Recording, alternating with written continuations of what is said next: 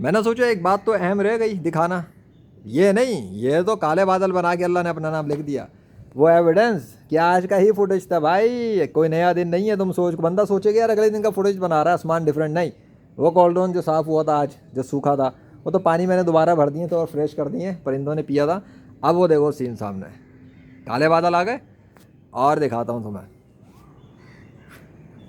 पता लगा अब मगरिब की अजान होने वाली है, किसी भी टाइम अजान हो सकती है। तो ये है सिचुएशन फॉर नाउ।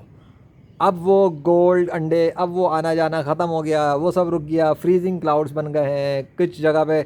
अच्छा एंडिंग देखो ज़रा दिन की, एंडिंग कैसी की अल्लाह ने। क्लोजिंग देखो मगरिब के टाइम पर, एक तरफ काले बना के खड़े किए हुए, दूसरी तरफ वाइट बना के खड़े किए हुए, और सूरज वहाँ पे गायब हो रहा है ना।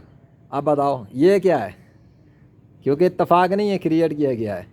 एक साइड पे वाइट और एक साइड पे ब्लैक, और ये आसमान, और दिन वही, और मगरिब का टाइम।